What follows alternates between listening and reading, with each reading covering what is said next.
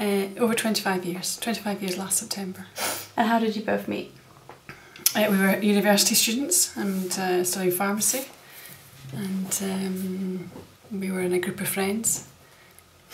We just got to know each other better. 25 years. Just at a silver wedding anniversary. And how did you both meet? At university, doing pharmacy, and I was with him in the first year.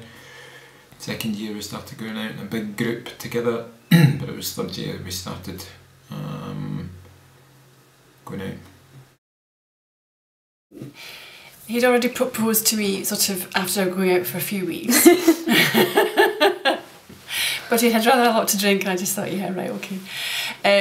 Whatever.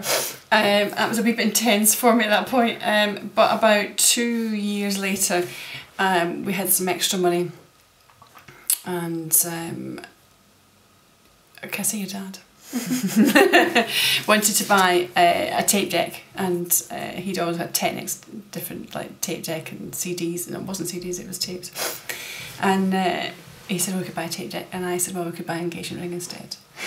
And that was sitting on a bench in Glasgow, and then we just went and bought the ring. I didn't.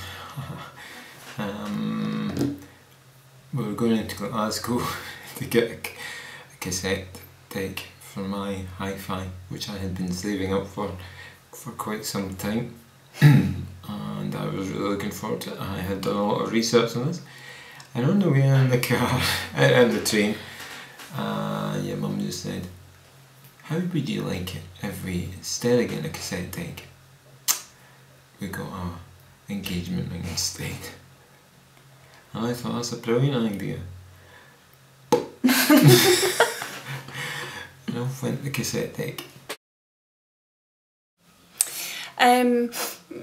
Sort of, it was fairly low key, just a group of people that I worked with. We all went for a meal and some for drinks and just had a nice sociable evening. Nothing compared to modern day. No, tennis. not at all. It was just everybody went like after work and had a night out. Did you have a hangover? No. I didn't really have a stag do. Went out with Neil for a few drinks, more than a few drinks, but didn't want that kind of thing. Could have, but yeah. Just a really nice day. Really, really nice day, because it's very stressful beforehand, like getting everything ready and making sure everything's going to be okay, and then just on the day, I was very relaxed, very calm. The minister said I looked ethereal. Ethereal? Ethereal. I've always wanted to look ethereal. As I walked down the aisle, I looked very ethereal. Brilliant. Can you tell me about your dress? I bought that in a sale, £150. Bargain. And the reason, well, it was reduced, but also I think I got more money off it because it had a motif. It was net at the top, and it had a motif, and there was a little hole. So I thought, well, if I take the motif off and can cover the hole, so when I bought it, yeah, I thought I could just do it, put another hole, and took the motif off one side to put it on the other side to cover the hole, and it had lovely big. I always wanted the big sort of puff sleeves, and then the sort of gathered in at the arms. I always wanted it. That's nice. It didn't matter what the rest of it looked like as long as it had those sleeves. I was quite happy. And what about the bridesmaids' dresses? I had one bridesmaid and I made her dress. I bought the material. It cost me £16. Who's your bridesmaid? Yeah, I can. I was very happy for you. It did go very quickly, I have to say. Something I do remember was when Mum was coming down the aisle. Well, I was aware that she must have been coming down the aisle, and they were playing this music, which I can only describe as a cat running across an organ. Holy Moses.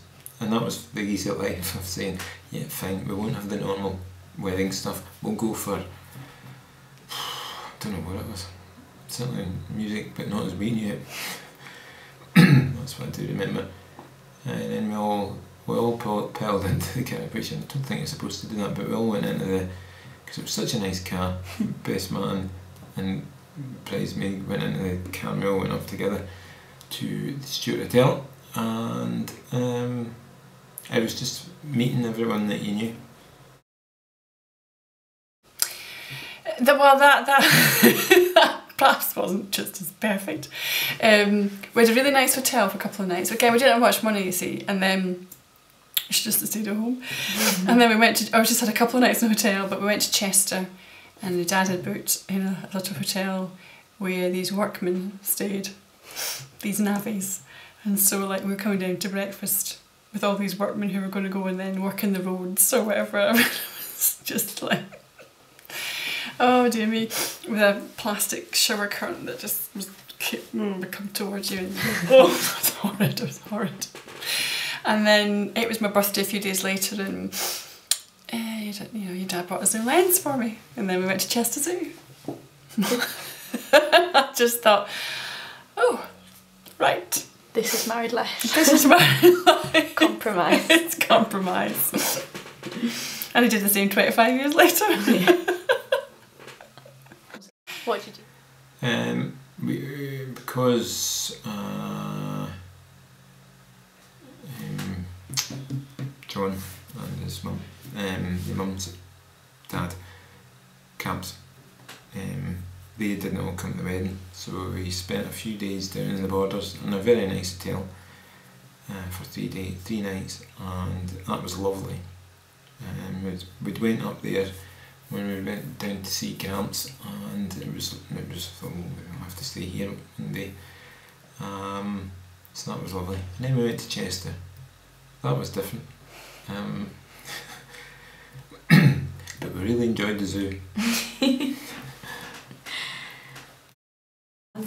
No, we don't do much for anniversary. What did you do for Silver? Silver, I really thought, we should make up for the fact. 10 years was the best. So after 10 years, we went to Sharna Bay. We had one night at Sharna Bay Hotel. Cost over £300 just for one night, but it was just perfect. It was lovely, lovely. Everything was lovely about it.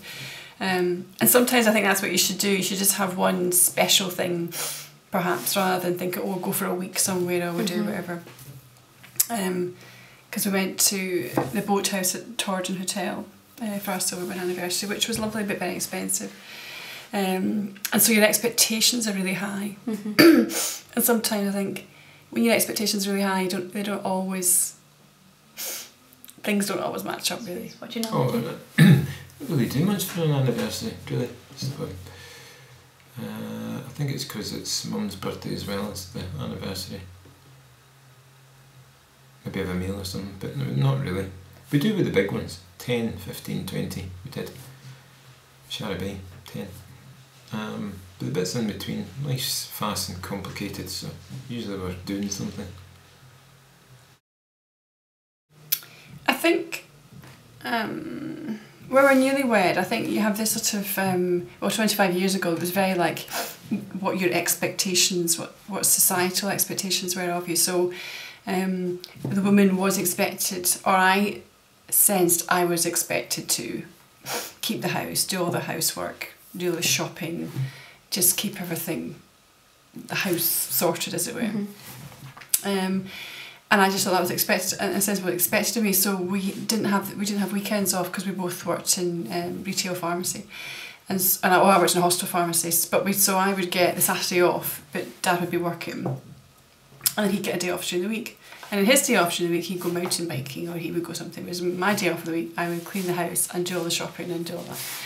And I did that because I just thought that's what you did, really. And then we were married 5 years before we had you. And then I went back to work when you were a year old and just worked 12 hours. But realised even then, and it was really hard for me to continue to do everything, house and cooking and keep the house all nice and sorted, and look after you and have a job. So I just had a word with your dad and just sort of said, you're going to have to do stuff as well, and that's it. And he did. Actually, it has changed a lot. You get old, as you get older, you either grow into things or grow out of things. I think Mum and I have grown into things. It's funny that, really. How you think you know someone 25 years ago and there's nothing that can, this is us. And actually, we have changed a lot. And I think in relationships, because it was always me that was I was the person in boots, Mum was chasing me around with career, who's completely flipped round. Why do you think that happened?